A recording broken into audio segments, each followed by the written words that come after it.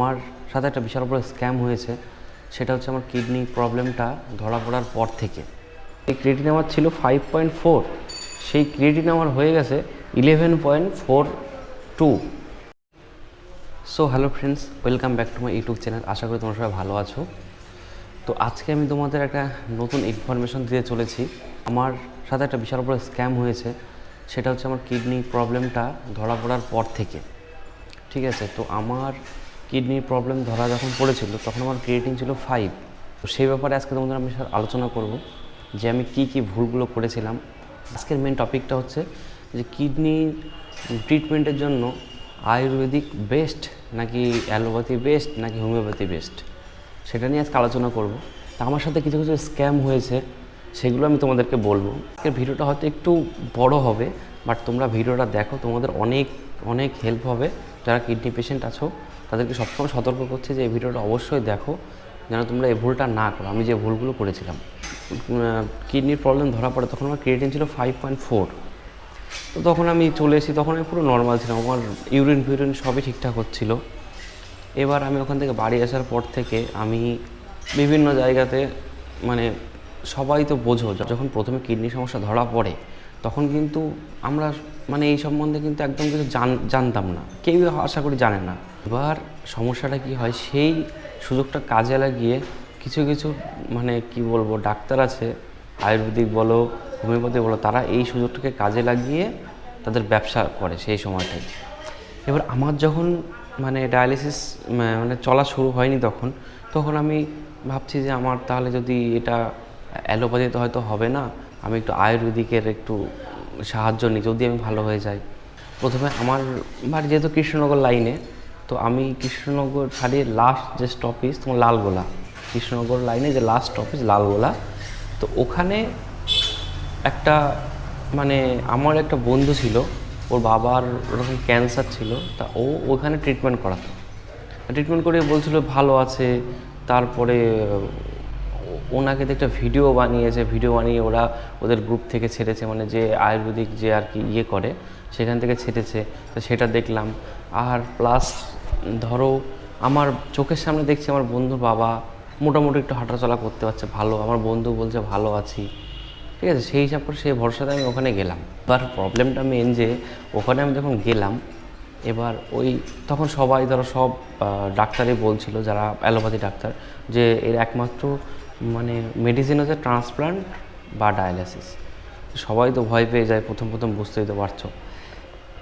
তো আমি ওখানে যখন গেলাম, জায়গাটার নাম হচ্ছে জঙ্গিপুর। এবার ওইখানে একটা ধরো ফাউন্ডেশন, আমার ঠিক নামটা মনে পড়ছে না। তো ওখানে যখন ফার্স্ট টাইম গেলাম, ওখানে ডাক্তার আমার ওজন করলো, কি এরকম একটা বক্স মতো একটা মেশিন আছে, ওই মেশিনের এরকম একটা লাঠি মতো আছে, বলছে লাঠিটা এরকম ধরে রাখো, তোমার ফুল বডি চেক আপ হয়ে যাবে। এবার আমি ভাবলাম যে কীরকম ব্যাপার। এবার আমি নিজেও একটা মানে ফার্মাসিস্ট পড়তাম, আমি ফার্মাসিস্ট পড়তাম, সব কিছু জেনে শুনেও তখন আমি মানে অবুঝের মতো হয়ে গেছিলাম, মানে ওরা যা বলছিল আমি সেটাতেই বিশ্বাস করছিলাম। তো তারপরে ওরা আমার ওখান থেকে ওরকম করে মানে আমার ফুল বডি চেক আপ করে ফেললো। চেক আপ করে তারপরে আমার বাবার সাথে গেছিলাম। বাবা বললো কতদিন লাগবে, বলছে 4 মাসের মধ্যে ঠিক করে দেবো। আমি তো শুনে খুব আনন্দ। তখন একটা মানে চারিদিকে সবাই যখন বলছে ভালো হবে না, এটা কোনো ওষুধ নেই, সেখানে একটা লোক যদি বলে যে আমি 4 মাসের মধ্যে ঠিক করে দেবো, তা সেটা তো একটা বিশাল বড় ব্যাপার। তারপরে আমি কি করলাম, ওখান থেকে আমি মানে ওষুধ দিল, আমার 1 সপ্তাহের ওষুধ দিল, 3600 টাকার ওষুধ দিল। কিন্তু আমি একটা জিনিস খেয়াল করলাম, ওখানে মানে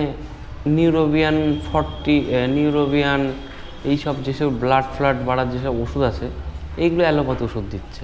আবার আমলা জুস দিচ্ছে, অ্যালোভেরা জুস দিচ্ছে, এরকম করছে। তারপর এরকম করার পরে আমি তখন ভাবছি অ্যালোপ্যাথি ওষুধ, মানে অ্যালোপ্যাথি আয়ুর্বেদিক সব কিছু মিক্সিং করে দিচ্ছে। তারপরে আমি তখন কিছু মনে করিনি, তাও খেয়েছি ওষুধটা। তা খেয়ে আমি মোটামুটি মাসখানেক মতো ওষুধটা খেয়েছি। তারপরে আমি ব্লাড টেস্ট করি, যেহেতু মানে ব্লাড টেস্ট করার দরকার ছিল, ব্লাড টেস্ট করলাম। তা ব্লাড টেস্ট করে আমার রিপোর্টটা সেমই আসলো, রিপোর্টটা কোনো রকম কমতি হয়নি, ভালো কথা। তারপরে আমি ওখান থেকে কী করে ওরা ফ্রড করে, তারপর ওটা আমি ছেড়ে দিলাম। তারপরে আরেকটা লোক, আমাদের একটা ছোটো দোকান আছে, তো দোকানে টুকটাক লোকজন আসে, সবাই মোটামুটি তখন জেনে গেছিলো যে আমার এই সমস্যাটা হয়েছে। তো ওখানে একটা মহিলা এসে বলল কি যে এরকম একজন মানে বিরাট বড় মাপের সায়েন্টিস্ট, এই রিসার্চ করে নিজে ওষুধ বানায়। সে আসলো, এসে এরকম হোমিওপ্যাথি শিশির মতো এরকম 4টে বোতল শিশির ওষুধ দিল, দিয়ে তার দাম হচ্ছে 15,000 টাকা। ঠিক আছে, আমার ভালো কথা, যদি আমার রোগ ঠিক হয়ে যায় তাহলে আমার 15,000 টাকা যায় যাক। তারপরে সেই ওষুধ আমি খেলাম, সেই ওষুধ খেয়ে আমার কোনো কাজই হয় না। তারপরে 2 দিন পরে সেই লোকটা এসে আবার বলে কি যে ওষুধ চেঞ্জ করতে হবে। তখন সেই ওষুধটা কিন্তু সেই 15,000 টাকা যে আমি ওষুধটা নিয়েছিলাম সেটা কিন্তু তখনও শেষ হয়নি। তারপরে কিছুদিন পরে এসে বলছে কি যে তোমার আরেকটা নতুন ওষুধ নিতে হবে। ভালো কথা, আবার এরকম শিশি, তার দাম কত? বলছে 25,000 টাকা দাম। তা আমি বললাম এত টাকা তো এখন আমাদের প্রবলেম আছে, টাকা পয়সা আমার কাছে নেই, তো এখন ওষুধটা নেবো না। তো ওষুধটাতে নিইনি। তারপর থেকে কিন্তু ডাক্তার আমাদের আর ফোনও করেনি, আমাদের সাথে কোনো কন্ট্যাক্ট করারও চেষ্টা করেনি।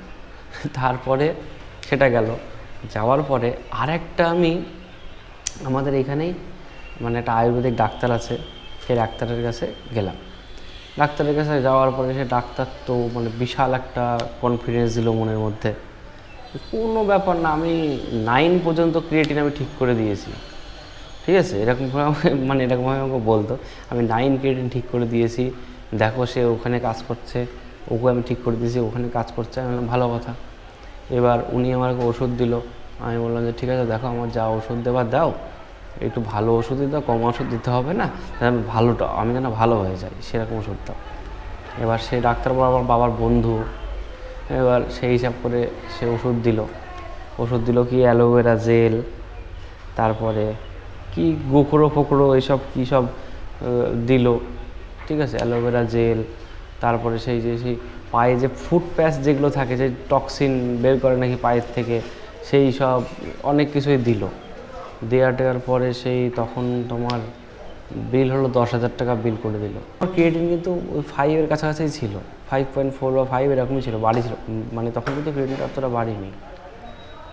এবার প্রবলেমটা কখন হয়েছিল, ওনার ওষুধটা উনি এরকম ভরসা দিয়ে যাচ্ছে, 1 মাসের ওষুধ দিয়েছিল, 10,000 টাকা নিয়েছিল। এবার তারপরে সেই ওষুধটা নিয়ে আমি 1 মাস খেলাম, খাওয়ার পরে তারপরে হঠাৎ করে একদিন দেখি কি আমার পাটা হালকা হালকা ফোলা ফোলা লাগছে, বা শরীরটার মধ্যে অতটা ঠিক ভালো লাগছে না।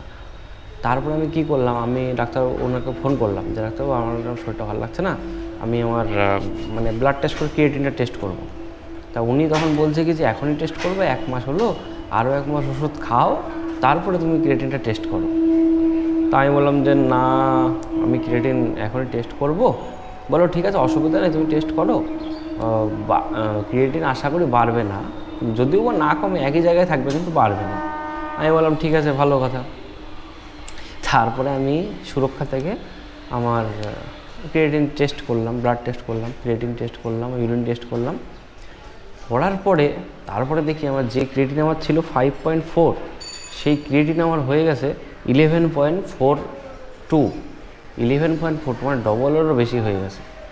আমার পা হাত পা তখন ফোলা শুরু হয়ে গেছে।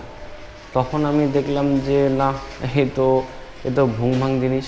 আয়ুর্বেদিকের উপরে কিন্তু খুব একটা বিশ্বাস করতাম, কারণ কি আমি জানি না আয়ুর্বেদিক খারাপ কি ভালো, বা কার কী রোগ সারিয়েছে সেটাও আমি জানি না, কিন্তু আমার ক্ষেত্রে যে আমার এই মানে আমার অসময়ে সুযোগ নিয়ে কিছু কিছু মানুষ যে এরকম ব্যবসা করে গেল আমার সাথে, সেটাই সবচেয়ে জিনিস খারাপ লাগে। এর জন্যই এখনকার দিনে মানুষের মানে আয়ুর্বেদিকের উপর থেকে বিশ্বাস আস্তে আস্তে কমে যাচ্ছে।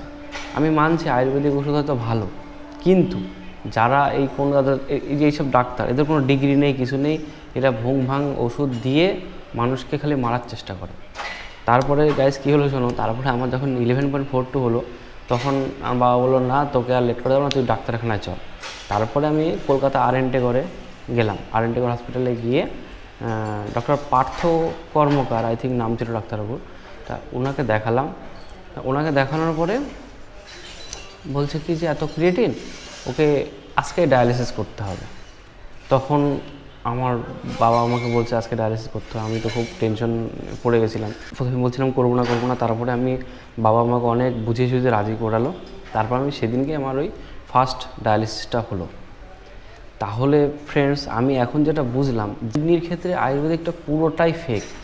তোমাদের যদি কাছে কোনো প্রুফ থাকে, একটা প্রুফ আমাকে কমেন্টের মাধ্যমে দিও, বা তাদেরকে একটা রিপোর্ট অন্তত দিও যার কিডনি ঠিক হয়ে গেছে, বা সিকেডি 4 স্টেজ কিংবা 5 স্টেজে ছিল, তার কিডনি ঠিক হয়ে গেছে, বা তার সমস্ত report normal, creatine, haemoglobin, urea, creatine সব রিপোর্ট, এরকম কোনো তুমি রিপোর্ট দেখাতে পারবে না। যদি থাকে তাহলে আমাকে অবশ্যই একটা দিও। এই ফ্রডগুলো হয়ে গেছিলো প্রথমেই, তা এই করে আমার প্রায় 50-60 হাজার টাকা আমার এখানেই খরচা হয়ে গেছে অলরেডি।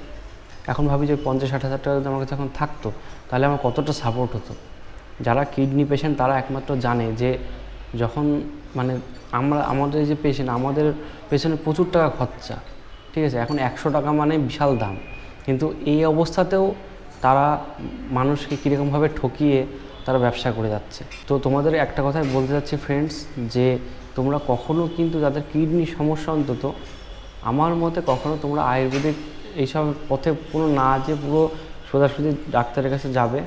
যদি তোমার ক্রিয়েটিন কম থাকে, কিছু স্টেরয়েড দিয়ে হয়তো ঠিক করে দিতে পারবে, বা ক্রিয়েটিন যদি 1.5 বা 1.6 থাকে তাহলে হয়তো কিছু স্টেরয়েড এসব দিয়ে কিডনিটা আবার কাজ করানো শুরু করে দিতে পারে। বাট যদি 2-এর ওপরে হয়ে যায় তাহলে ডাক্তারের কাছে গিয়ে পরামর্শ নিয়ে আমার মনে হয় তার একমাত্র উপায় হচ্ছে ডায়ালিসিস বা ট্রান্সপ্লান্ট। এছাড়া কোনো উপায় নেই। তোমরা আর কোনো দিকে তাকাবা না, আমার মতো কিন্তু একদম পয়সা খরচা করবো না এরকম উল্টোপাল্টা দিকে। সেটাই তোমাদের আমি বলার জন্য ভিডিওটা তৈরি করেছি। আর আমার এই চ্যানেলটা করার মেন উদ্দেশ্যটা তো তোমরা জানোই, প্রতিটা ভিডিওতেই বলি যে আমার যে সাবস্ক্রাইবারগুলো হবে, বা আমার যে একটা টিম, আমার যে ফ্যামিলিটা হবে ইউটিউবে, তাতে ধরো যদি আমার কিছু ফ্যামিলি ইউটিউবে হয়, তারা সবাই মিলে যদি আমরা একটা গ্রুপ বানিয়ে, যারা ধরো দুস্থ অসহায় মানুষ, বা যারা কিডনির রোগী, বা কোনো মানে অসহায় মানুষ, তাদের পয়সা কড়ির অভাব, তাদেরকে যদি একটু মানে ডোনেশন দিয়ে যদি কিছু হেল্প করতে পারি, এর জন্যই আমার মেন চ্যানেলটা তৈরি করা। তো আশা করি ভিডিওটা তোমাদের ভালো লেগেছে। ভিডিওটা ভালো লাগলে চ্যানেলটাকে অবশ্যই সাবস্ক্রাইব করো। এরকম একটা ভিডিও পাওয়া। তোমরা সবাই ভালো থেকো, আমাদের আবার নেক্সট ভিডিওতে দেখা হবে।